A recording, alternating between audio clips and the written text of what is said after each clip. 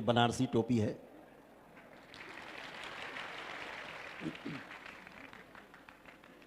अच्छा,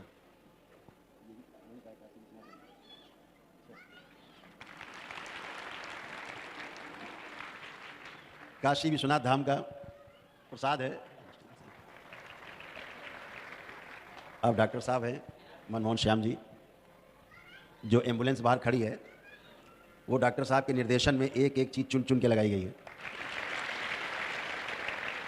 और डॉक्टर साहब का अपना जो हॉस्पिटल है काशी विश्वनाथ धाम के बिल्कुल पास में है। बहुत सेवा इन्होंने की है और कोरोना काल में भी बहुत सेवा की इन्होंने, और इनकी जो पत्नी डॉक्टर वो भी थी, उन्होंने भी सेवा की। जो कोई नहीं कर पाया वो सेवा की। बाद में उस सेवा के बदले में उन्हें अपने प्राणों की कीमत चुकानी पड़ी और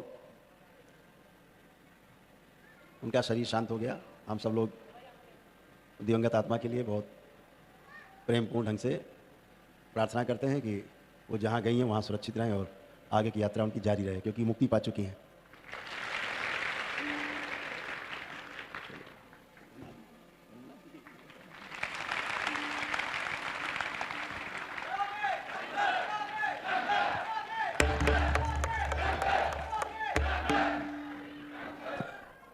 तो डॉक्टर साहब से कहेंगे कि लोगों को प्रेरणा मिले, जैसे एम्बुलेंस बनवाई गई कि यहाँ रह रहे लोग, पहाड़ के लोग जो त्वरित सहायता के अभाव में प्राण छोड़ देते हैं, अस्पताल से घर ले जाते समय या अस्पताल से किसी दूसरे अस्पताल में ले जाते समय शरीर शांत हो जाता है रास्ते में, क्योंकि उनको जो इमरजेंसी सेवा है एम्बुलेंस में नहीं मिल पाती, उसके कारण तो दरबार ने वो व्यवस्था की कि सेवा में ऐसी एम्बुलेंस बनवाई जाए जो किसी अस्पताल से दूसरे अस्पताल ले जाने में उसके प्राण ना निकलें और उसको सेवा मिल सके। तो आप लोग भी जो सक्षम हो जरूर इस काम में सब लोग आगे बढ़ेंगे। ये एम्बुलेंस है तो कोई इस पर दिखाई जा रही है, तो डॉक्टर साहब इसके बारे में कुछ बताएंगे। डॉक्टर साहब, ये एम्बुलेंस कुछ खास है, पूरे उत्तराखंड में ऐसी एम्बुलेंस नहीं है, ऐसी एम्बुलेंस सरकार के पास भी नहीं है।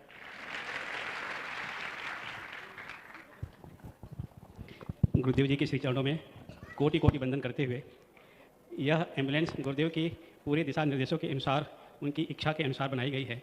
यह level 3 ICU on wheel ambulance है, जिसमें हम लोग किसी भी लेवल का पेशेंट, नवजात शिशु से लेकर के 100 साल तक के आदमी को किसी भी कंडीशन में हो, उनको उचित मानकों के अनुसार, जैसा भी NABH गाइडलाइन के अनुसार या जो सरकारी दिशा निर्देश है उच्च चिकित्सा के, उसके अनुसार हम लोग वह चिकित्सा इसमें प्रोवाइड कर सकते हैं और समय रहते ही मरीज़ को उचित स्थान पे हम लोग पहुंचा सकते हैं। इतनी विकसित एम्बुलेंस है।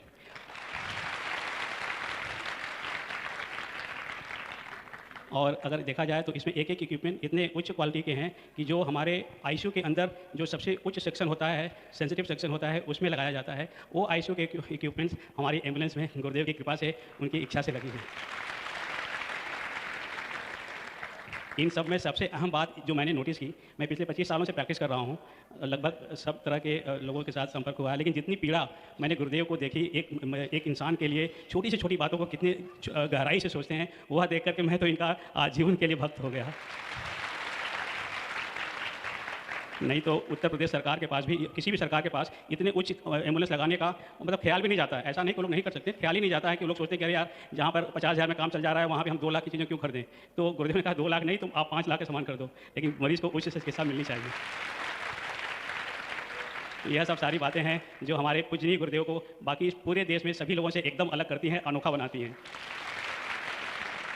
जो एक छोटी से छोटी बात को इतनी टॉप प्रायोरिटी दे करके और बार बार हम फॉलोअप लेना कि डॉक्टर साहब कितना हुआ, काम कहाँ हुआ, कहीं कोई कमी नहीं होनी चाहिए। एक एक चीज़ रात को 1:30 बजे फ़ोन आता है गुरुदेव का।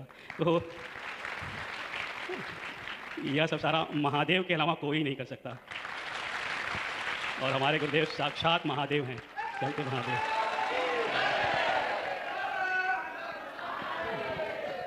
धन्यवाद डॉक्टर साहब।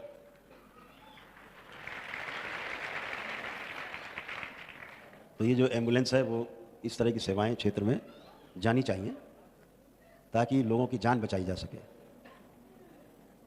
अपने जीवन में अगर आपने किसी एक व्यक्ति की जान बचा ली तो आप ये मान लीजिए कि आप तो वैसे ही मुक्त हो गए।